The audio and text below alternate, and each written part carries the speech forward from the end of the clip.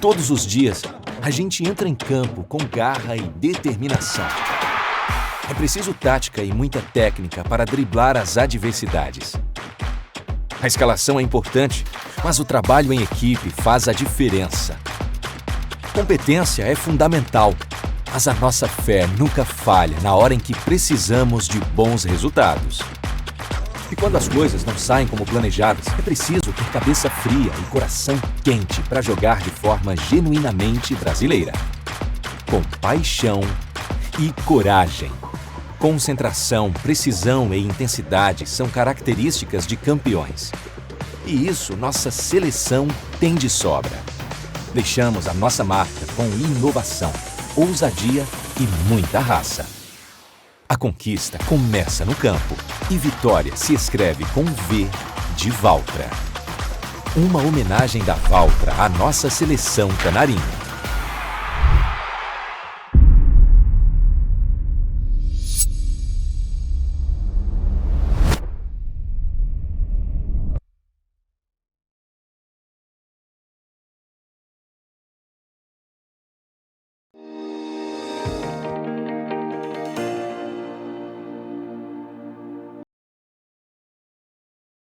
Olá, você que nos acompanha aqui pelo Notícias Agrícolas. Eu sou Letícia Guimarães e a gente começa agora mais um boletim sobre o mercado do boi gordo, nesse horário que você já está acostumado. Hoje um pouquinho mais cedo, porque temos o jogo da seleção brasileira na Copa do Mundo do Catar a 1h da tarde. Então estamos aqui em clima de Copa, na torcida. E quem traz as notícias hoje sobre o mercado do boi é o Iberville Neto, que é diretor da HN Agro. Seja muito bem-vindo, Iberville.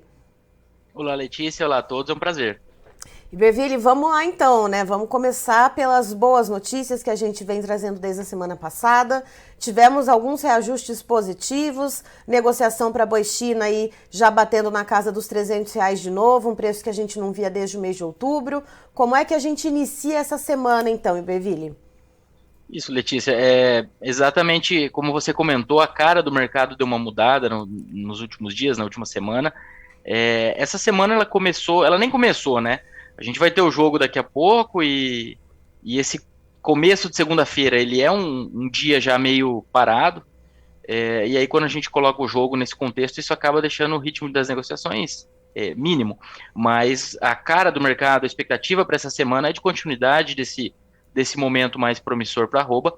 Quando a gente fala de momento promissor, é sempre bom pontuar que a nossa expectativa não é de um mercado explodindo, mas o mercado deu uma virada na cara dele e ele tem trabalhado com valorizações, com ajustes positivos, tanto em São Paulo como em diversas regiões. Isso aí vem associado a essa reta final de ano de consumo melhor, diminuição da oferta de gado oriundo de confinamento, e o gado de pastagem pode ser retido, o pecuarista tem vendido só o necessário, né? Então, são pontos que a gente pode destacar. Essa semana tem o pagamento da primeira parcela do 13º, na verdade até dia 30, né, que ocorre esse pagamento. Então isso também é mais um fator que se soma ao momento de Copa do Mundo, ao momento de final de ano, que tem esse efeito positivo sobre o consumo. Ou seja, o principal driver, né, que deu essa animada no mercado, que deu essa puxada um pouquinho nos preços, foi a questão de oferta e demanda, certo?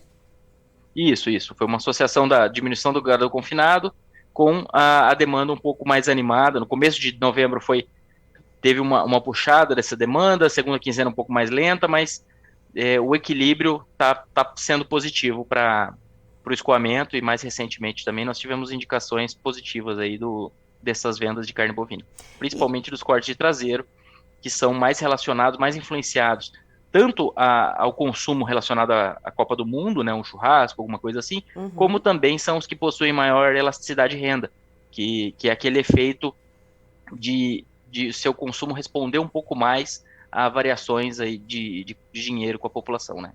E, Iberville, já que a gente teve esse movimento mais positivo de reajuste, mas você contou aí que não espera altas muito explosivas, o que impede dessas altas mais potentes acontecerem, né? Dessas altas um pouco mais substanciais acontecerem para o mercado do boi nesse momento?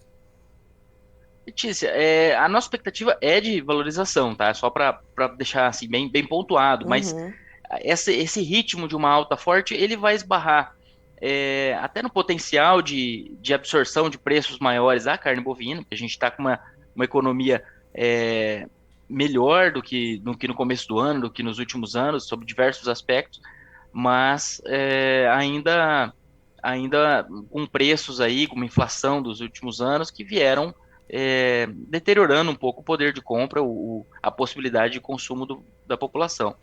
Paralelamente, nós temos também que, se essas altas vierem num ritmo mais forte, o pecuarista acaba oferecendo um pouco mais de gado, e isso modula um pouco essa valorização.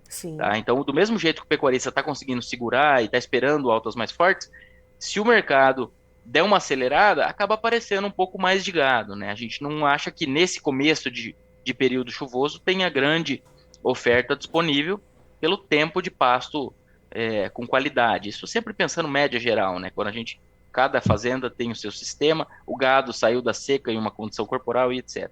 Mas eu diria que são esses pontos. Primeiro, que o consumo, embora esteja entrando na melhor fase do ano, ele tem aí, a gente tem uma certa cautela com até que ponto ele pode responder a altas muito fortes. E no que diz respeito à oferta, altas muito fortes acabam gerando um pouco mais de oferta de gado. Então, isso vamos dizer, isso modula a nossa expectativa, mas não altera a expectativa que a gente tem para o curto prazo de preços positivos. Normalmente, a segunda quinzena de dezembro é um pouco mais calma. O frigorífico já fez a escala, ou não fez, mas já negociou o que ele precisava para abater e jogar isso no varejo para o ápice de consumo do ano, que ocorre na semana final, né, do ano. E aí a primeira quinzena de janeiro, já alugando um pouquinho, normalmente também é mais calma, com os estoques sendo avaliados, o pecuarista fora das vendas muitas vezes. Então, o começo de janeiro também é um período mais calmo. Então, são pontos aí que a gente talvez coloque na balança para não esperar altas explosivas, mas em um segundo momento, passou essa reta final do ano, a gente já tem que ficar de olho no ritmo de vendas já para os Estados Unidos, que trabalham com aquelas cotas que geralmente são preenchidas no início do ano, e essas cotas podem ajudar a compensar um pouquinho China, que normalmente trabalha um pouco mais calma no começo do ano.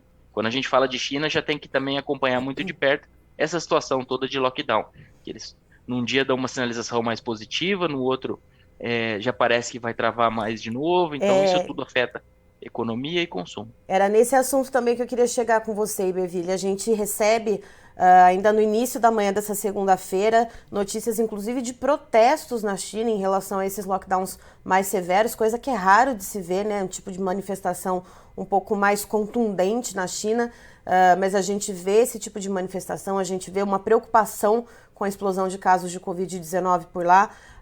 O que se deve esperar a respeito disso? A gente já viu uma certa desaceleração nas exportações brasileiras de carne bovina, não a níveis preocupantes e alarmantes, né, Iberville? A gente ainda tem um bom ritmo, mas com esses casos acontecendo na China, né, a gente sabe que tem o Ano Novo Lunar para acontecer no começo do ano. Isso pode afetar, de alguma maneira, a política de compra para a estocagem da China e para a realização desse feriadão do Ano Novo Lunar? O que a gente vê de cenário aí em relação a isso?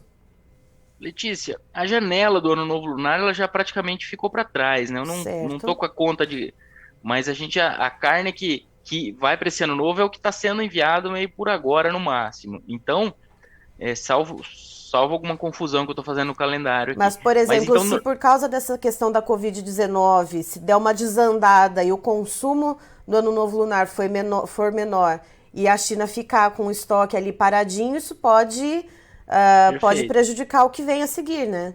Perfeito. Exatamente. Eu ia chegar, você chegou antes no ponto. E é bem isso. Então a gente, para se preparar para o ano novo, o tempo já ficou para trás. Mas esse ano novo é um período de melhoria de consumo, consequentemente é uma carne que tem que ser reposta, né? Então, por isso até que quando a gente pega as compras no começo do ano, elas não cessam, elas diminuem normalmente, mas elas continuam ainda em ritmos importantes, né? Para a nossa realidade. Ela realmente não se compara com essa reta final de ano, mas são bons volumes. E aí, quando a gente pega o lockdown, essa questão toda, a gente tem que lembrar que China, ela tem trabalhado com restrições fortes à movimentação de pessoas nos últimos meses já, e ainda assim tem comprado bem, né? Uhum. Então, eu acho que a maior preocupação, ela está relacionada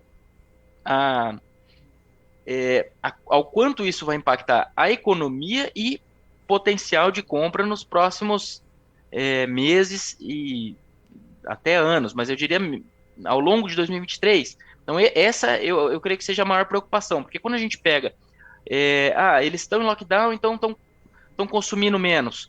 Sim, a característica do consumo de carne bovina na China é de um consumo mais fora da residência mesmo, mas eles estão em lockdown há bastante tempo e comprando muito bem. Então, o que eu diria? Eu diria que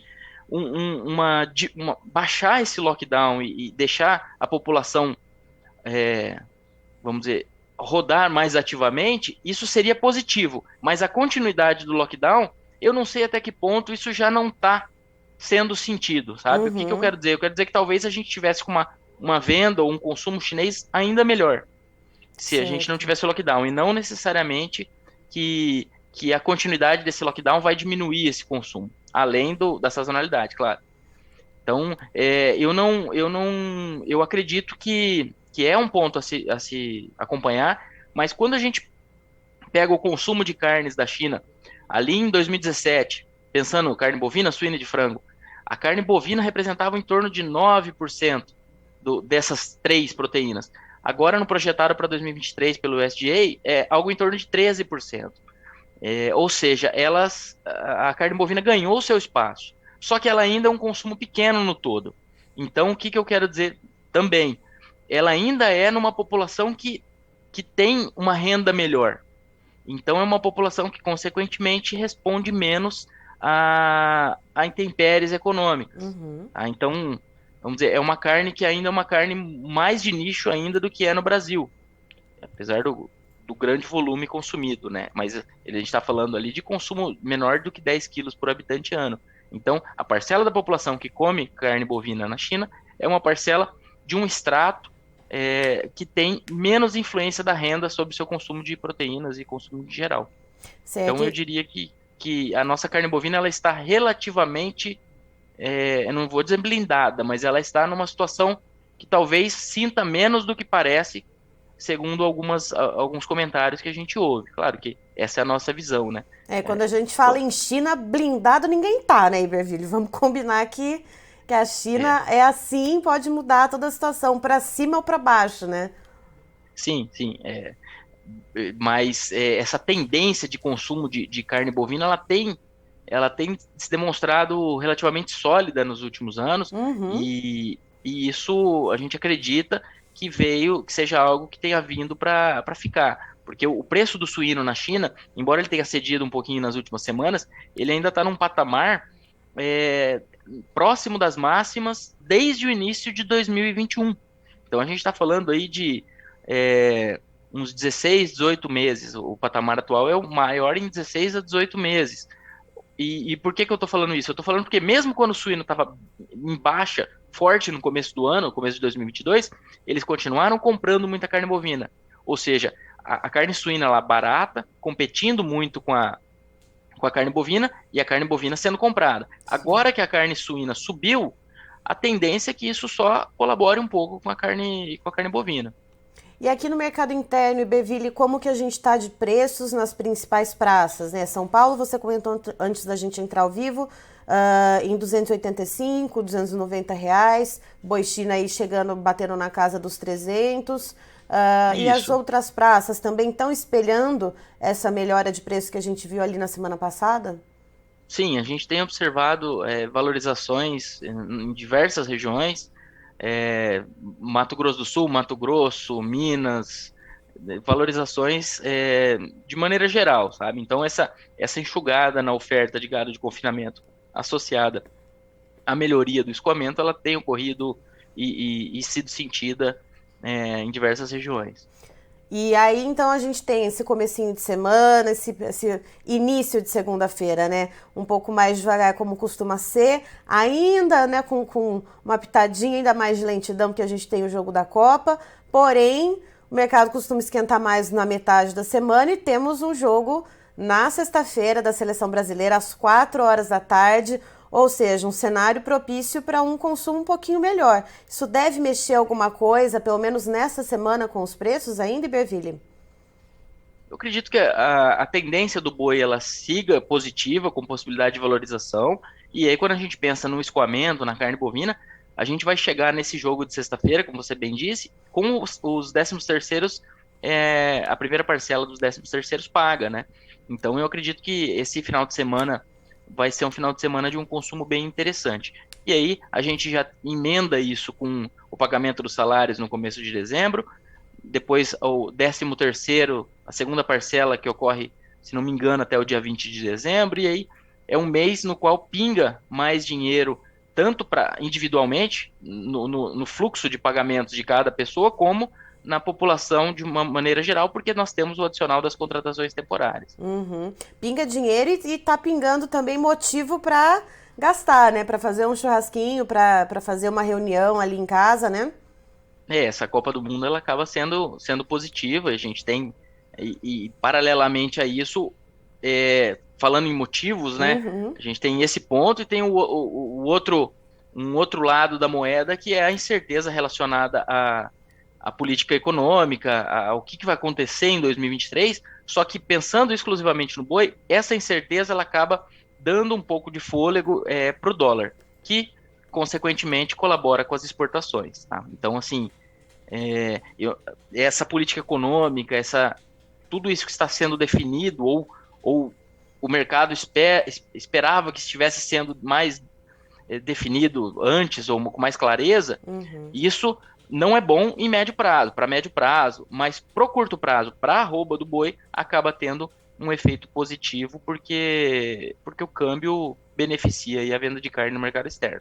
Quando a gente pensa em 2023, aí isso muda não, mas isso é negativo. Dólar valorizado, pressiona a inflação, pressiona alta de juros, consequentemente afeta consumo. Mas curto prazo, movimentações mais num horizonte aqui de poucos meses, isso acaba sendo positivo.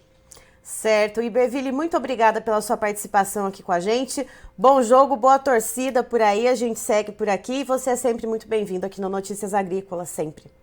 Obrigado pelo convite, é um prazer e que dê tudo certo, tanto no jogo como nas próximas semanas aí nessa transição toda. Tá aí então Iberville Neto, diretor da HN Agro, nos trazendo as informações a respeito do mercado do boi gordo. No começo dessa segunda-feira, então, que já costuma ser um mercado um pouco mais lento, ainda iniciando a semana, com movimentações ainda incipientes. Temos o jogo da Seleção Brasileira programado agora para 1h da tarde, horário de Brasília, então o mercado está ainda um pouco mais lento no Brasil agora nesse comecinho de semana, então a gente segue trabalhando com os preços aqui para a praça do estado de São Paulo entre R$ 285, R$ 290, boi China em torno de R$ 300, e esses aumentos que foram registrados então na semana passada, segundo o Iberville, se espelharam em outras praças produtoras como Mato Grosso do Sul, Minas Gerais, enfim, de uma maneira geral essas valorizações que aconteceram, elas foram de forma generalizada, então, nos outros estados, e elas devem se manter um pouco mais sustentadas, segundo o Iberville. Não deve haver, então, aumentos explosivos, muito substanciais, mas sim preços sustentados e alguns aumentos pontuais, isso porque o pecuarista animado, então, com esses reajustes positivos, tá com o boi ali a pasto, consegue segurar um pouquinho nas vendas, vai vendendo conforme há uma oferta melhor, então ele consegue ali ter um pouco mais de vantagem nessa queda de braço. E também em relação às exportações, o Iberville ele fala que nesse curto prazo, então, com o câmbio mais valorizado, né, a gente tem essa incerteza política, então acaba favorecendo as exportações, né, o Brasil então tem uma competitividade boa para seguir exportando, então a gente tem esse cenário positivo no curto prazo. Temos também a questão dos jogos da Copa do Mundo, temos esse início do mês de dezembro, que a gente vai ver dinheiro dos empregos temporários né, caindo na conta do brasileiro, os salários daqueles que já têm um emprego fixo também sendo aí colocados, né, na conta, 13º salário. Então a gente tem uma conjuntura para que esse início, né, essa virada para dezembro, ela seja muito positiva, então, para o mercado do boi. Christian, por gentileza, os preços na tela. Vamos lá então, referências para B3, a Bolsa Brasileira, para o mercado do boi gordo. Agora para dezembro de 2022, já estamos entrando aí com o pezinho em dezembro, temos uma levíssima valorização de 0,05%. O boi gordo então valendo R$ 303,80. Para janeiro de 2023, praticamente estável, mas aí então, só para pontuar o númerozinho no vermelho aí, 0,02% de baixa, com a arroba bovina valendo R$ 307,60. Para fevereiro do ano que vem, uma leve alta de 0,11%, com a arroba em R$ 307,40. E a referência para o boi CPEA, então, referência essa que é da sexta-feira, né, uma vez que o CPEA ele atualiza então os preços sempre no final da tarde. A gente vê então a arroba bovina aqui para o estado de São Paulo com uma queda de 2,11%, valendo em torno de R$ 287,75. Eu encerro por aqui, daqui a pouco tem mais informações para você aqui no Notícias Agrícolas, fique ligado.